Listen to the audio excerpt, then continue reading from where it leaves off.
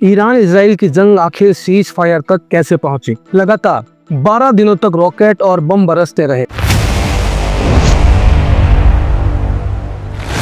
दोनों ओर से जबरदस्त हमले होते रहे, लेकिन आखिरकार ईरान और इजराइल इस नतीजे पर पहुंचे कि अब युद्ध नहीं जारी रखना है। 24 जून की सुबह अमेरिका के राष्ट्रपति डोनाल्ड ट्रंप ने संघर्ष विराम की घोषणा की। हालांकि कुछ ही घंटों बाद दोनों देशों ने एक दूसरे पर फिर से हमला कर दिया, लेकिन दोपहर तक दोनों पक्ष इस पर सहमत हो गए कि अब लड़ाई रोकी जाए। तो फिर आखिर ऐसा क्या हुआ कि ईरान और इजराइल मान गए कि अब खामनेई सुरक्षित हैं और नेतन्याहू की स्थिति पर इसका क्या प्रभाव पड़ेगा? नमस्कार, मैं हूं मोइनुद्दीन खान और आप देख रहे हैं अनफोल्डेड एमडी। चलिए जानते हैं सीज फायर पर ईरान और इजराइल की प्रतिक्रिया क्या रही। 24 जून की सुबह डोनाल्ड ट्रंप ने सोशल मीडिया प्लेटफॉर्म ट्रूथ पर लिखा, सभी को बधाई, ईरान और इजराइल के बीच पूर्ण और अंतिम संघर्ष विराम पर सहमति बन गई। इसके बाद इजरायली प्रधानमंत्री नेतन्याहू ने कहा, इजराइल अब अमेरिका के राष्ट्रपति की मध्यस्थता में अपने सभी तयशुदा लक्ष्य पूरे कर लिए। वहीं नेतन्याहू ने ईरान को चेताया भी कि अगर सीज फायर का उल्लंघन हुआ तो इजराइल जवाबी कार्रवाई करने में पीछे नहीं हटेगा। तो इजराइल के बयान के बाद ईरान ने भी युद्ध विराम की पुष्टि की। ईरान की सुप्रीम नेशनल सिक्योरिटी काउंसिल ने कहा कि हमने दुश्मन को इस हालत में ला दिया है कि उसे पछताना पड़ा और अंततः झुकना पड़ा। हालांकि शुरू में ईरान ने इस शांति प्रयास को खारिज कर दिया था।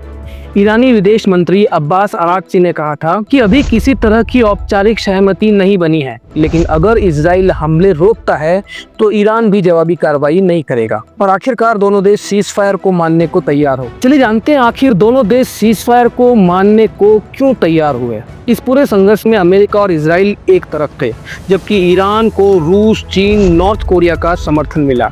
लेकिन ये समर्थन सिर्फ राजनीतिक था, कोई सैन्य सहायता नहीं मिली। इस जंग में ईरान में 600 से ज्यादा लोगों की जान गई और 5000 से अधिक लोग घायल हुए। इजराइल की तरफ से 28 मौतें हुई और करीब 3000 लोग जख्मी हुए। दोनों देशों के इंफ्रास्ट्रक्चर को भी काफी नुकसान हुआ। इजरायली सेना ने कहा कि अपना उद्देश्य प्राप्त कर चुके हैं, जबकि ईरान ने कहा कि उसने अपने दुश्मन को घुटने टेकने पे मजबूर कर दिया है। भारत, सऊदी अरब, कतर, कनाडा, रूस, चीन और यूएई जैसे देशों ने इस युद्ध को रोकने के लिए कूटनीतिक दबाव बनाया। तो चलिए जानते हैं सीज फायर में अमेरिका की क्या भूमिका रही। CNN की रिपोर्ट के मुताबिक 23 जून को ट्रंप ने सीज फायर करवाने का निर्णय लिया। नेतन्याहू को मनाने की जिम्मेदारी भी उन्होंने खुद ली।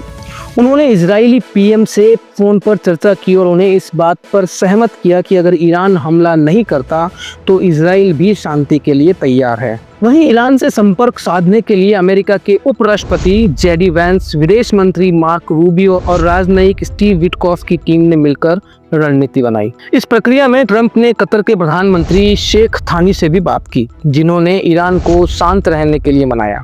और फिर 24 जून की सुबह ट्रंप ने सार्वजनिक रूप से सीज फायर की घोषणा कर दी। तो क्या ये सीज फायर अब कायम रहेगा? सीज फायर का लागू होना और उसका टिके रहना, ये दोनों अलग अलग चीजें हैं। फिलहाल दोनों देश काफी नाखुश दिख रहे हैं और दोनों ने ये स्पष्ट कर दिया है कि अगर हमला हुआ तो वे जवाबी हमला करने से पीछे नहीं हटेंगे। फिलहाल सिर्फ इतना तय हुआ है कि हमला नहीं करेंगे, लेकिन कोई ठोस समझौता अभी तक नहीं हुआ है। ये युद्ध विराम चलेगा या नहीं कहना मुश्किल है।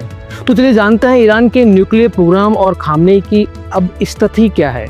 मिडिल ईस्ट मामलों की विशेषज्ञ रोजमेरी कैलनिक मानती है कि अमेरिकी हमले के बाद ईरान अब और तेजी से परमाणु हथियार बनाने की कोशिश करेगा और इजराइल को अब ये बात समझ आ गई है कि खामनेई को केवल मिसाइल से मार पाना संभव नहीं है और आगे यदि मौका मिला तो इजराइल खामनेई को हटाकर ईरान की सत्ता को बदलने की कोशिश भी कर सकता है।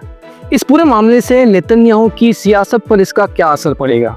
इस जंग के बाद बहुत सारे इजरायली अब नेतन्याहू को एक मजबूत नेता मानने लगे हैं। उन्हें लग रहा है कि देश को सिर्फ वही इस तरह के खतरों से बचा सकता है। इससे उनका जन समर्थन और भी ज्यादा बढ़ सकता है। नेतन्याहू के लिए आगे का रास्ता बहुत साफ नहीं है। उन्हें अब अपनी जान की भी चिंता करनी होगी, क्योंकि देश के लोग उनसे ये पूछ सकते हैं कि इतनी तबाही क्यों होने दी। अगर आपको ये विश्लेषण पसंद आया हो तो वीडियो को लाइक करें, शेयर करें और हमारे चैनल अनफोल्डेड MD सर को सब्सक्राइब जरूर करें, क्योंकि हम लाते हैं खबरें बिना शोर के पूरी तह तक। खुश रहें, सुरक्षित रहें। धन्यवाद।